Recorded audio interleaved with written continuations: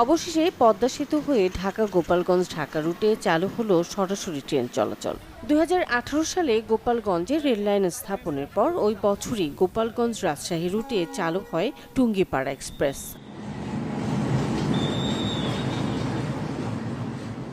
সোমবার বিকেল 3:15 রাজধানীর কমলাপুর রেল স্টেশন থেকে গোপালগঞ্জের উদ্দেশ্যে যাত্রা শুরু করে বহুল প্রতীক্ষিত অভিযাত্রী কমিউটার। পদ্মা সেতু হয়ে সন্ধ্যা 7:10 গোপালগঞ্জ রেল স্টেশনে পৌঁছায় ট্রেনটি।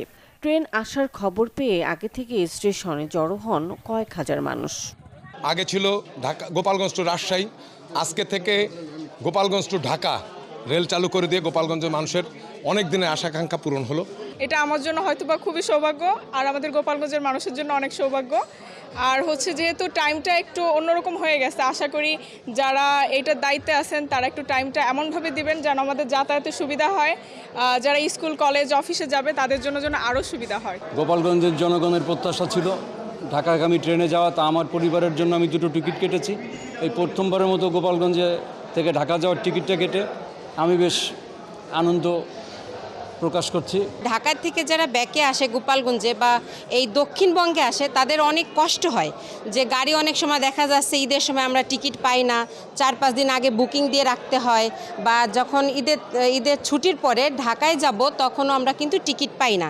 সেই ক্ষেত্রে এখন আমাদের এইখানে ট্রেনটা চালু হয়ে গেছে ঢাকায়, গোপালগঞ্জ থেকে ঢাকা পর্যন্ত, খুবই ভালো লাগছে।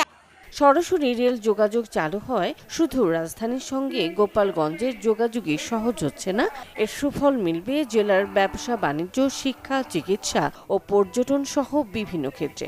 গোপালগঞ্জের মানুষ যে ভাড়া দিয়ে যেতাম আগে, এখন অনেক সাশ্রয় হচ্ছে, প্লাস আমরা নির্দিষ্ট একটা টাইমে গাড়ি পেয়ে যাব, এজন্য আমরা আসলে খুবই হ্যাপি। অনুভূতিটা খুবই ভালো লাগতেছে, ঢাকা থেকে আসছি। আমাদের এই পাশে যে বাগেরহাট, তারপরে পিরোজপুর, এই অঞ্চলের জন্য আমাদের যে কমিউটার ট্রেন, এই আন্তনগর ট্রেনের চাইতে কমিউটার ট্রেন একটু সাশ্রয়ী। যেমন আমরা ঢাকা থেকে গোপালগঞ্জ 145 টাকায় ভ্রমণ করতে পারবো। তো এই দিকটা ঠিক আছে, কিন্তু টাইম শিডিউলটা ঠিক নাই। আমি যে ঢাকার থেকে গোপালগঞ্জ আসার এই ট্রেনে আসতে পারবো এটা আমি কখনো ভাবিনি, খুবই ভালো লাগতেছে এসে। এটা আমাদের গোপালগঞ্জবাসীর জন্য অনেক ভালো একটা সুযোগ। প্রাথমিকভাবে 8টি কোচ নিয়ে 609টি আসনের ব্যবস্থা থাকছে ট্রেনটিতে। ট্রেনটি 609টি আসন নিয়ে চলাচল করবে আপাতত, এবং এর কোচ সংখ্যা হচ্ছে 8/16।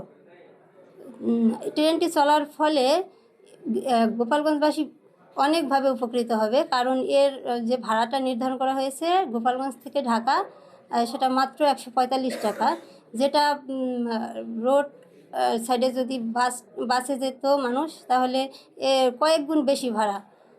ট্রেনটা প্রতিদিনই, শনিবার ট্রেনটার অফ ডে, আর বাকি প্রতিদিনই চলবে।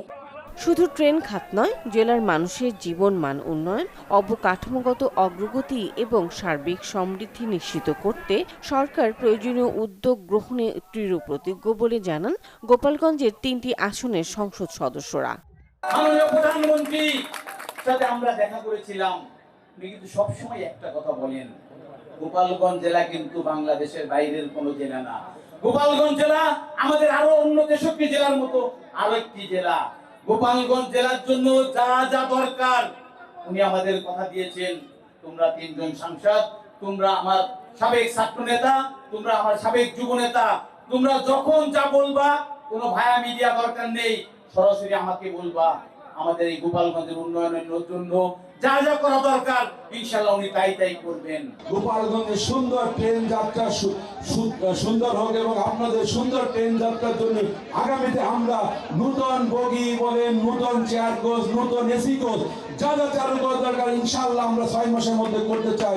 রাষ্ট্রের টাকা খরচ করে গোপালগঞ্জের মানুষকে সুবিধা দেওয়ার জন্য কিন্তু রেলটা চালু করলেন না। এখানেই গভীর ষড়যন্ত্রের অংশ। কেন 6 বছরে গোপালগঞ্জ থেকে ঢাকাতে ট্রেন চালু হলো না, এই প্রশ্নটা গোপালগঞ্জের মানুষের রাখতে হবে। দীর্ঘ প্রতীক্ষার পর ঢাকা গোপালগঞ্জ ঢাকা ট্রেন চালু হওয়ায় শুধু গোপালগঞ্জ নয়, আর্থসামাজিক উন্নয়নে নতুন আশার আলো দেখছেন পুরো দক্ষিণবঙ্গ। Desk report, channel 24।